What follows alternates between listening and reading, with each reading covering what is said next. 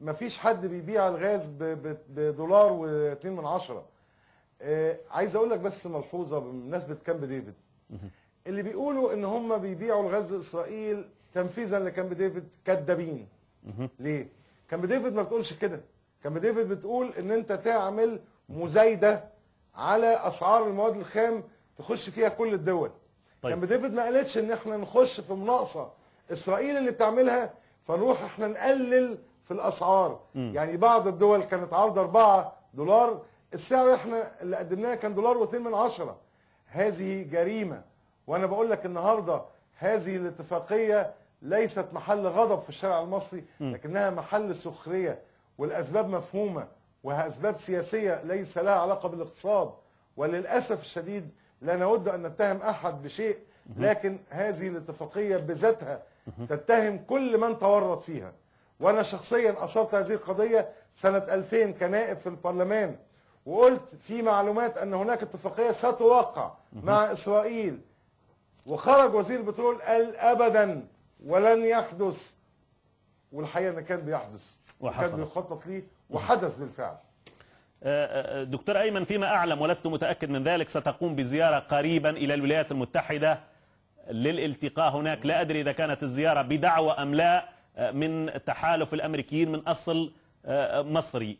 هل لنا أن نعرف أهداف هذه الزيارة وأنتم الآن يعني الحملات الانتخابية بدأت فيما يبدو في الشارع المصري؟ شوف، هو أنا طبعا أنا شخص ممنوع من السفر، ممنوع من العمل، ممنوع من التنفس، ممنوع من التنقل، بس بعمل كل ده. وأنا مسافر عشان هقابل مصريين. أنا جات لي قبل كده دعوة من جهات رسمية. نعم. وأنا لأول مرة بزور الولايات المتحدة الأمريكية زيارة بدعوة من المصريين. وأنا رفضت أي دعوات رسمية ومش هلتقي بأي مسؤولين رسميين. نعم. أنا رايح أقابل مصريين مهمومين بقضايا مصر زي ما احنا مهمومين بيها بالظبط. يجوز زيارتي كمان هيكون فيها جزء في اوروبا، في احتمال ان ازور الاتحاد السوفيتي السابق او روسيا وبعض الدول العربيه في اطار نفس الزياره. زيارتي هي 3 ايام قد تمتد ل6 ايام لالقاء بعض المحاضرات في بعض الجامعات اللي فيها تجمعات من المصريين. الزياره كلها بتستهدف لقاء المصريين والتحاور مع المصريين، وليس لها اي هدف اخر غير هذا. على كل حال دكتور أيمن، أنا سألتك هذا السؤال لأن هناك من يتحدث بأن هذا التحالف من الأمريكيين من أصل مصري له علاقات جيدة بوزارة الخارجية، خصوصا في عهد الرئيس الأمريكي الأسبق جورج بوش الأب. يعني ربما هذه اللقاءات ستكون لها دور أو رأي ربما في مستقبل مصر والرجل الذي سيحكم مصر في المستقبل. يعني أنت الآن تطرق ربما أحد الأبواب الرئيسية للوصول إلى السلطة. لا، أنا بطرق أبواب المصريين بس. وأنا عملت حملة اسمها حملة طرق الأبواب، طرقت فيها 320 زيارة لقرية ونجع ومدينة ومحافظة مصرية. كل يوم أنا في محافظة من المحافظات. كل يوم أنا في اللقاء مع المصريين، ما بطرقش أبواب غير المصريين. زيارتي لأمريكا أو لأوروبا هي زيارة للمصريين. كون أن التحالف المصريين الأمريكيين له علاقة بوزارة الخارجية الأمريكية أو لا، ده مسألة تخصهم، وأنا شخصيا لا أعرف هل هذا صحيح ولا لا.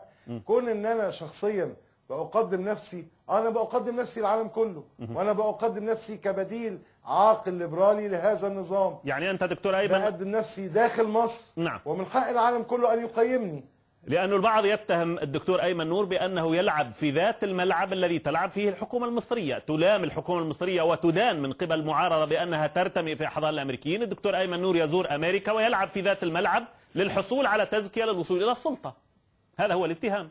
يا سيدي يا سيدي، أنا لا بزور أمريكا كل سنة ولا بروح ألف حوالين البيت الأبيض كل سنة حج هناك، وأما ما بيجيليش الفرصة ببعت ابني حج مكاني. ولا عندي اتصالات لا بالأمريكان ولا غير الأمريكان، ولا عندي إعانات ولا مساعدات ولا غيره. أنا علاقتي واضحة جدا. الأمريكان عندما اعتقلت دافعوا عن حقي، لم أطلب منهم هذا. حلو.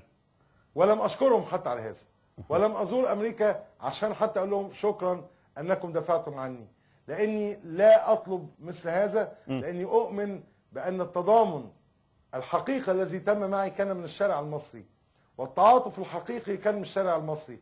الامريكان او الاوروبيين او البرلمان الاوروبي او البرلمان الدولي اللي اخذوا مواقف مسانده لحقي في الحريه، ده كان موقفهم الشخصي دون طلب ودون رجاء او دون اتصال مني، لاني كنت جوه السجن في النهايه. لكن في النهايه هي قضيه من قضايا حقوق الانسان ان يسجن الوصيف الذي حل ثانيا بعد الرئيس بعد ايام قليله من انتخابات الرئاسه، مساله تستفز اي نظام ديمقراطي او اي نظام حر ويعتقد انها فيها تجاوز.